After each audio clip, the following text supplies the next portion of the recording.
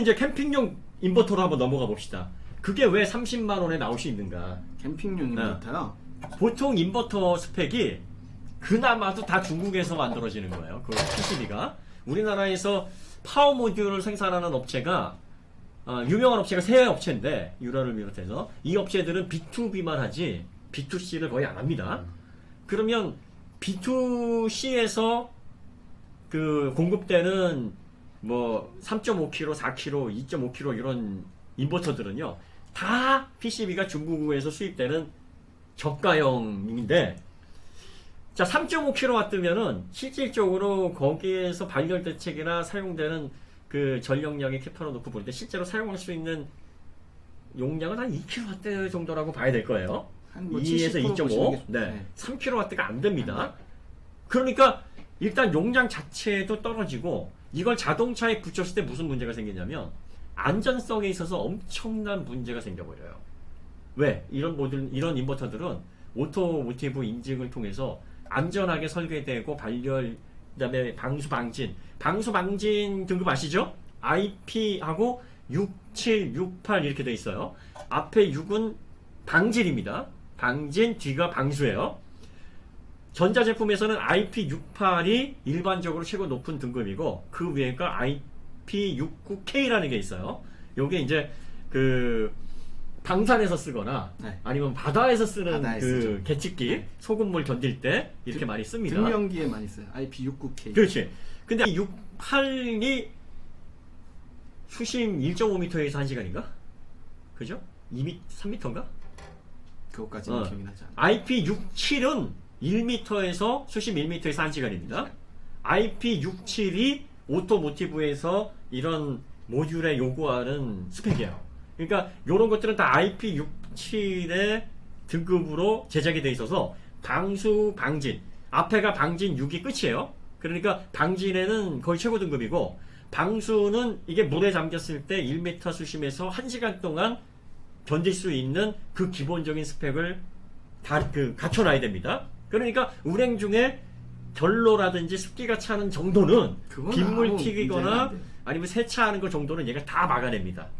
근데 뭐가 좀 문제냐면 침수가 됐을 때 막 주행하게 되면 수압으로 인해서 밀려 들어오는 물은 사실 조금 걱정이 돼요. 그것도 대부분 막아낸다고는 하는데 완벽하진 않을 겁니다. 그러니까 그런 정도의 하우징을 만들고 부품 이런 것들도 다 그런 등급을 맞서 그 오토모티브의 온도 충격이라든지 뭐 진동이라든지 이런 것들을 다 통과한 부품들로 구성을 한 거가 사실은 자동차에 붙어야 되는데 캠핑카에 들어가는 인버터는 전혀 그런 게 고려가 안 돼 있어요.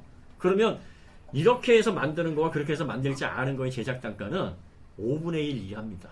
같은 스펙이라고 봐도. 캠핑카는요, 아까도 잠깐 회로 보여드렸지만 뒤쪽에 레그 두 라인만 있으면 돼요. 저 제품이 38kW까지 되는 게 맞나요가 이게 그 스위칭을 하는 실리콘 카바이드 파워 모듈의 스펙이 1200V에 33A이기 네, 때문에 그거를 맥스로 그냥 맥스로 견딜 수 있는 이런 것 안 네. 치고 그냥 이론상으로 최대치를 쓸 때 그렇다는 뜻이고요. 그러면 여기에다가 요 정도 배경인 그 베이스면은 30kW까지 걸 수가 있다라는 얘기예요. 맥시멈 네. 30kW 정도까지는 네. 출력이 나갈 수 있을 거다. 그러니까 지금 이제 댓글 다시는 몇몇 분들이 인지 부조화가 오는 거야. 현대가?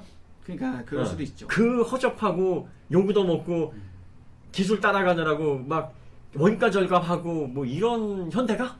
이렇게 생각하시는 거죠. 그러니까 제가 이거를 어떻게 형님 덕분에 이걸 막 뜯게 되는데 네. 뜯기 전에도 모듈화가 잘 돼 있다고는 감각적으로는 알 수 있잖아요. 설계를 해본 사람들은 막연하게 감각적으로 모듈화 잘 돼 있다 알고 있었고, 그래 그러니까 제네시스에 EGMP가 저렇게 각계해서 또 들어갈 수가 있지 알고 있었는데, 뜯으면서 계속 놀라는 게 지금 이것도 아까 저희 방송 시작하기 전에 5년에서 10년은 이거 안 바꿔도 될 것 같은데요, 제가 그랬잖아요. 그렇죠. 네. 그런 걸 보면서 지금 사실 이 EGMP의 플랫폼 구성을 이렇게 우리가 이해를 했을 때 보면은 이거보다 뛰어난 플랫폼 지금 현존하지 않거든요. 그러니까 거기서부터 저도 현대가 지금 자동차 시장을 리드한다는 게 믿기지가 않아요, 사실은. 좀 새로운 어떤 국면이지. 이상해요, 생각했을 때. 사실은. 네. 내가 뜯어서 잘했네 보면서도 현대가 이걸 했다는 게 무슨 진짜 어디 외계인 고문하고 있나 이런 느낌이라서. 근데 이제 이런 것들을 여러분들이 엄청난 기술이라서가 아니라 이렇게 자동차에 들어가는 전기차에 들어가는 기술들을 미래를 보고 다양한 형태를 안정적으로 구현하기 위해서 이렇게 장래를 보고 만들었다라는 겁니다. 그렇죠. 그러니까 이 모듈은 쉽게 말해서 이게 사이버 트럭에 만약에 들어가도 사이버 그렇죠. 트럭에서 대략적으로 38kW까지 견딜 수 있는 전력 반도체면요 한 그 보증을 해야 되기 때문에 안전 마진까지 다 하면 20kW 정도가 V2L의 맥스로 보시면 돼요. 컨티뉴어스로 보통 하면은 그 그러니까 정도. V2V도 28kW 스펙이긴 하나 실제로 사용하는 게 한 절반 정도로 걸어 놓을 겁니다. 그러니까 이게 절반 정도로 부하를 해놔야 보증 문제, 고장이라든지 뭐 이런 문제에서 좀 더 그 긴 기간 확보를 할 수 있으니까 그러면 요거 하나만 들어가게 되면 뭐 10kW, 20kW V2L을 예를 들어서 펌웨어로 해주면 바로 여기서 나와요. 바로. 그러니까 이렇게까지 해놓은 이유가 제조사에서 처음 전기차를 만들어 놓고 이걸 통해서 문제가 생기면 안 돼. 그렇죠. 그러니까 통신 노이즈를 통해서 충전에 이상이 생기거나 혹시 모를 화재가 생기거나 고장이 나거나 하면 안 되니까 오랫동안 사용해서 문제가 일어나지 않으려면 충분한 그런 마진을 확보한 부품들을 써야 되고요. 그리고 앞으로 전기차의 배터리가 확대가 되면서 이 기능이 이제 많은 분들이 유용하게 사용하면서 좀 더 용량이 컸으면 좋겠어. 그리고 또 산업용은 가정용 전기가 보통 3kW 정도면 충분한데 산업용은 10kW 막 공급하기도 해야 돼요. 그러니까 산업용으로 이제 벤이라든지 상용차가 나오게 되면 상용차의 V2L은 최소 10kW 정도는 걸어놔야 됩니다. 그렇지 않으면 전기톱 같은 저항 더러운 그렇죠. 그런 것들 그거 사용하는데 문제가 생겨요. 네. 그러니까 이런 ICCU를 차에 내장을 하게 되면 얘가 문제를 일으키는 게 아니라 저항이 더러운 놈이 걸렸을 때 외부에서 불이 나서 자동차까지 불이 번질 수 있는 그런 악순환이 생긴단 말이에요. 그러니까 그 마진을 생각해 놓고 상용차에서 만약에 전기차로 ICCU를 걸어서 10kW 정도 하려면 38kW 정도의 캐파가 들어가 있는 파워 반도체 스위칭을 할 수 있도록 이렇게 통합으로 해놔야 되겠구나라고 해서 만든 겁니다. 그리고 처음에 3.5kW만 맛보세요. 이것만 그런 해도 가정용으로 충분합니다라고 해서 기본 스펙에 비하면 정말 요만큼 우리가 누리고 있는 거네요. 그렇죠. 네, 그만큼. 근데 이 사이즈 처음에 보고 최선님 안녕하세요. 이 사이즈 보고 저는 5kg 정도 되겠구나 생각하고 뜨는 거예요. 사실 처음에. 네. 근데 그러니까 참 또 현대가 이런 제조사가 아니었는데 네. 전기차 시대에 각성했다라는 거예요. 각성했어요 지금. 그리고 앞으로 지속 가능한 발전과 시장을 리딩하기 위해서 어떻게 전략적으로 나가야 되는지 방향을 잘 잡고 있는 겁니다. 지금 분명하게 말씀드리는 게 아직까지 ICCU 이렇게 통합 모듈로 해서 V2V, V2L, V2Home, V2 그리드를 이렇게 하는 제조사가 없습니다. 없어요. 유일해요. 네. 현대가 유일합니다. 그러니까 V2L을 만약에 한다 그래도 또 V2V가 된다 그래도 이런 식으로 통합 모듈을 운영하고 있지 않아요. 않는 이유는 딱 한 가지입니다. 비싸요. 그렇죠. 비쌉니다. 비싸죠. 돈이 많이 들어요. 이렇게 구성하려면 여기다 비용을 때려 박아야 됩니다. 그러니까 요즘 V2에 대해 사람들이 잘 모르는데 구태여 이걸 만들어줘가지고 소비자들이 좋은지 안 좋은지도 잘 모르는데 돈을 써? 그리고 미래를 위해서 10년간 스펙을 계속 단계별로 높일 수 있도록 충분한 캐파를 여기다 해놓은 겁니다. 그래서 현대는 만들어 놨어요.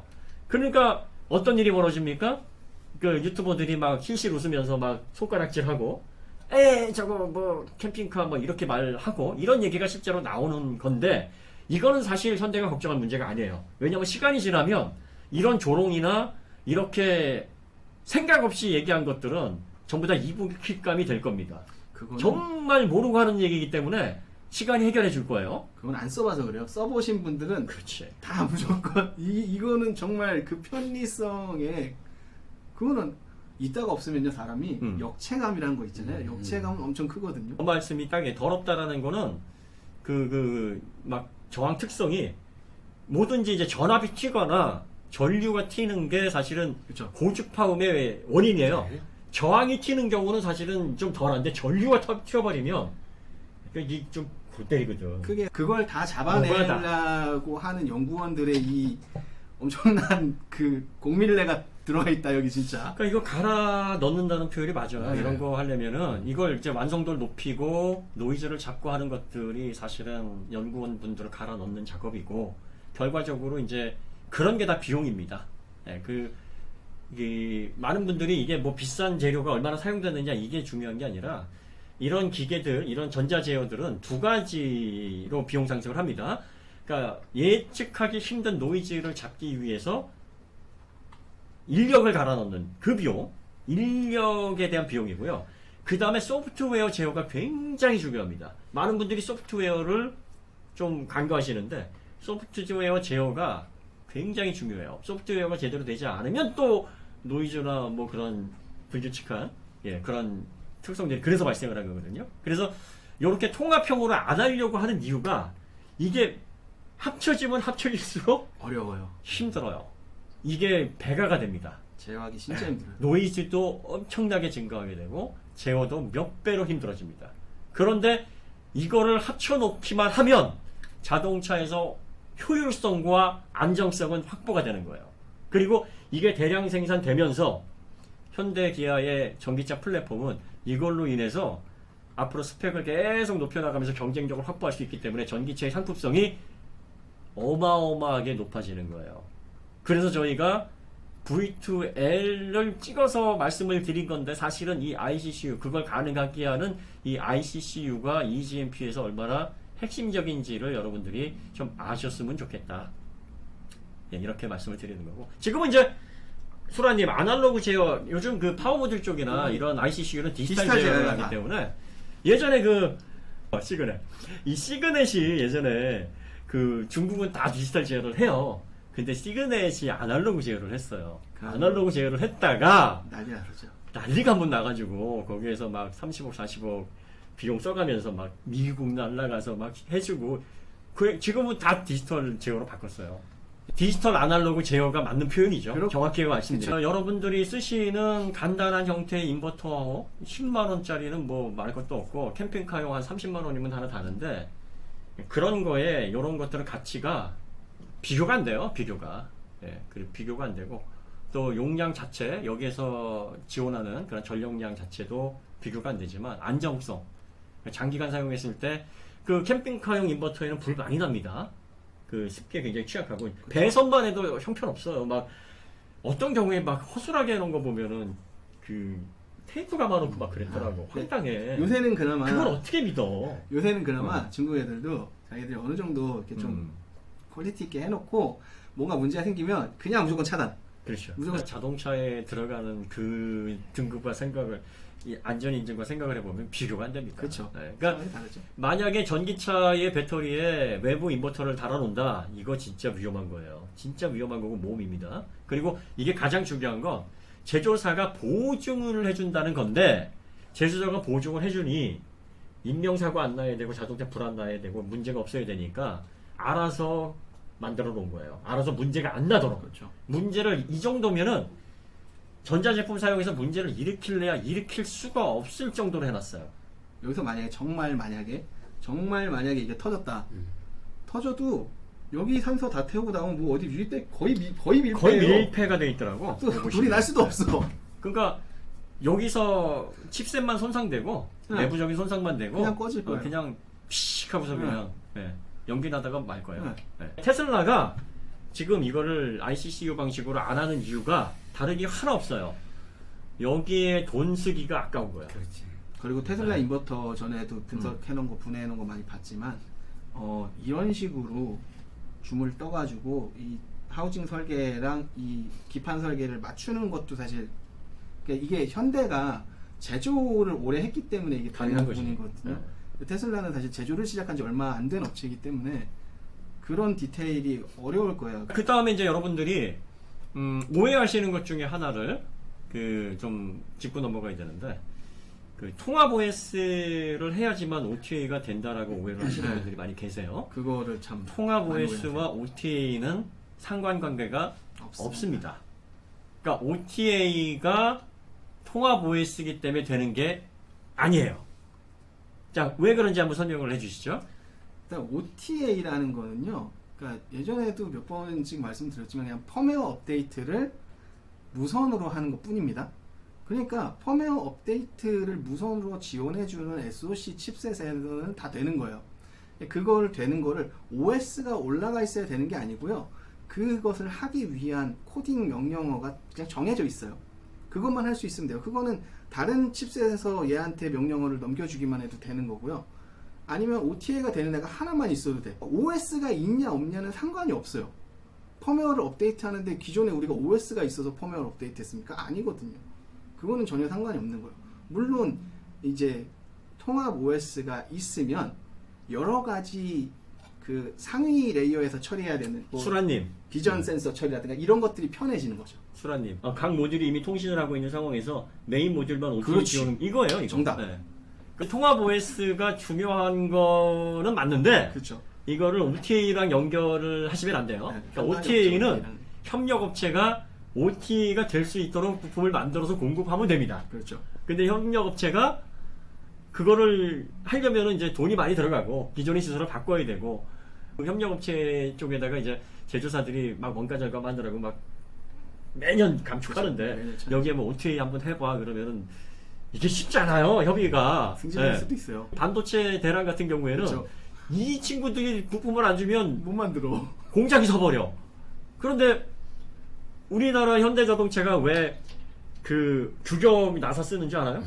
왜 규격 나사 쓰고 에어필터가 왜 딱 이거 열면은 바로 눈앞에서 빼기 쉽게 돼 있는지 혹시 그 이유를 아시는 분들?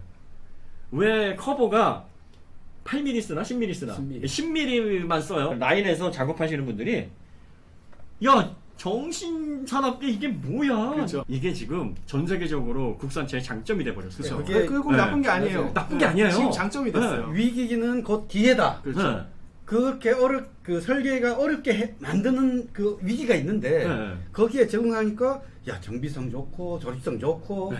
이런 기회가 되는 거잖아요. 일단 정비성이 좋아졌고 네. 그리고 실제 조립 라인에서도 훨씬 빠르게 나오죠. 그렇죠. 조립은 분해의 역순이잖아. 그렇죠. 그러니까 조립이 쉬우면 분해도 쉬운 거고 그렇죠. 교체가 쉬운 거예요. 그러니까 교체라는 건 분해 조립이니까. 그러니까 분해가 쉽다는 거는 결국은 정비성이 좋다는 소리고. 그렇죠. 그리고 저희가 분석을 해봤는데 잘 만든 겁니다. 그리고 이게 160만 원이 대량 생산을 하니까 가능한 가격대예요. 그리고 이거는 절대로 여러분들 캠핑카 인버터 같은 허접한 거에 비교를 하시면 안 됩니다. 캠핑카는 또 리튬 인산철을 12V로 쓰잖아요. 네. 그럼 이제 그게 뭐 완충이 되면 14.56V까지 이제 충전이 됐다가 이게 뭐가 문제냐면 이걸 이제 인버터로 스위칭을 해줘야 되는데 이게 배터리가 소모가 되면서 전압이 이제 떨어집니다. 전압 네. 강화를 하게 돼요. 전압 강화를 하게 되면 배터리 용량은 분명히 70% 있는데 인버터가 죽어. 왜 죽어? 전압이 떨어져서 그래요. 그러면 또 충전을 또 해가지고 전압을 올려줘야 돼. 굉장히 불편합니다. 굉장히 불편해요. 그래서 이런 문제를 해결하기 위해서 24V로 비용을 높여가지고 올리면 돼. 병렬로 많이 한단 말이에요. 그러면 이렇게 해가지고 예를 들어서 600A를 24V로 하고 인버터 집어넣으면 이것도 거의 1000만 원 돈 든다고. 벌써 배터리- 그런데 그것도 이거하고 비교가 안 돼. 그러니까 3.5kW 인버터 걸어놔도 최대로 쓸 수 있는 거는 2.5kW에서 또 부하 걸리고 열받으면 또 지들이 또 다운 시켜버리고 안정적인 출력이 안 나온단 말이에요. 그러니까 이렇게 사용하면서 오토모티브 규격 안 맞춰져 있어서 안정성 떨어지고 화재 위험 높아지고 고장 그리고 또 그 자동차의 다양한 진동이라든지 뭐 이런 환경에서 노출되는 그런 좀 거친 그런 사용성에 있어서 문제가 발생할 확률이 훨씬 더 높은 거를 비교를 하시면 안 되는 거죠. 저는 저 말이 너무 마음에 들어요. 캠핑카 인버터는 막말로 공대에서 좀 한다는 학부생이면 만들 수 있으니까 박사들이 노가다를 한 이거랑 비교하면 정말 박사들의 노력에 대한 모욕이라고 봅니다. 그렇지. 여기 들어가 있는 ICCU 모듈을 개별적으로 붙이는 인버터라든지 튜닝을 하는 거나 캠핑카용이나 이런 거랑 절대로 비교하시는 참담한 실수를 하시면 안 됩니다. 그건 진짜 참담한 실수예요. 소비자들이 몰라서 하는 거는 뭐 비난할 일이 아닌데 그렇죠. 공개적으로 나와가지고 누군가에게 뭘 알려주겠다는 사람이 이러면 조금 싫은 소리를 들으셔야 돼요. 이거는 상당히 좀 문제가 많은 겁니다.